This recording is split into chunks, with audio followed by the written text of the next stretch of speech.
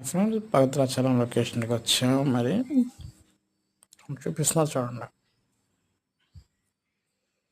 శ్రీ రామచంద్ర స్వామి వారి దేవస్థానము భద్రాచలము. లొకేషన్ అదేనండి, భద్రాచలం కోనేరు పక్కనేనండి.